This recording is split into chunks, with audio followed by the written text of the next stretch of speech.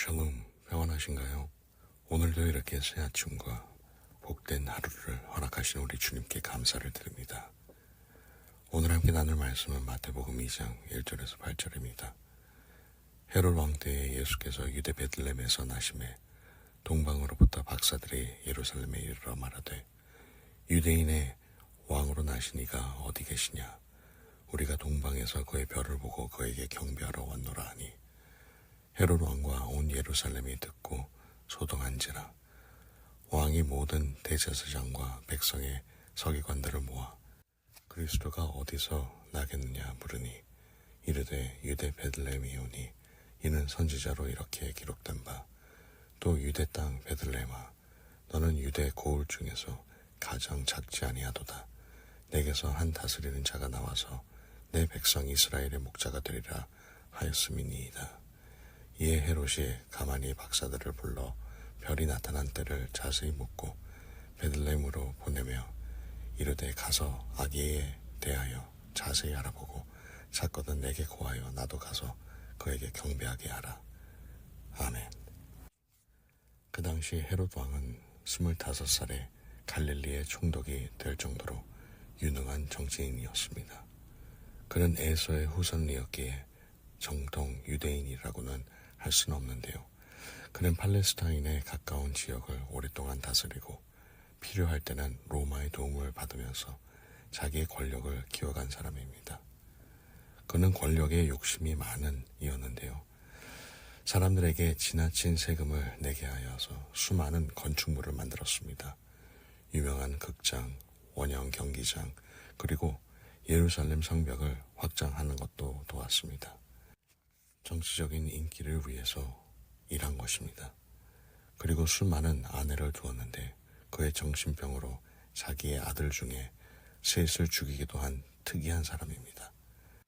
주의 천사가 왜 동방 박사들에게 헤롯에게 돌아가지 말라고 했는지 알 것도 같은데요.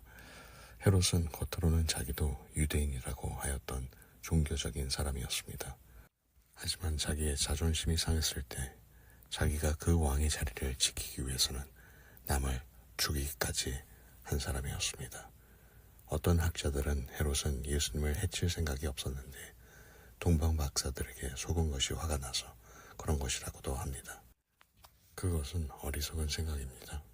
그런 순수하게 박사들이 만나는 아이를 반기려던 사람은 주의 천사가 모함을 한 것이 되는 거니까요. 이래서 하나님의 일을 하기 위해서는 주님이 주시는 지혜가 성령님의 인도하심이 필요합니다. 헤롯은 벌써 그 자리에 오기까지 어두움의 힘을 빌려서 자기의 세상 권력을 이루어갔던 사람입니다.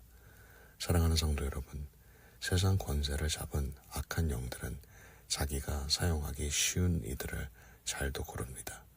자기의 말을 잘 들을 것 같은 이들과 악한 일에 쓸모가 있는 자들을 잘도 찾아내어 유혹하고 그들을 속여서 영혼을 빼앗기도 합니다. 그렇게 쓰임이 다하고 나면 그들을 버리고 결국 주님의 도움 없이는 영원한 지옥으로 가게 되는 것입니다.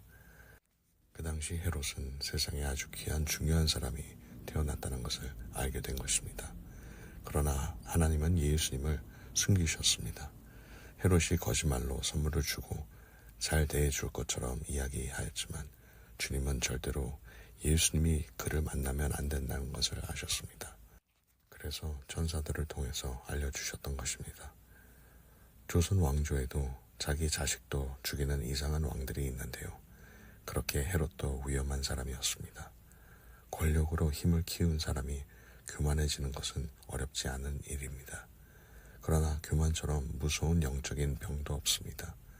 교만은 사람의 기본 영적인 생각의 구조를 바꿔버립니다.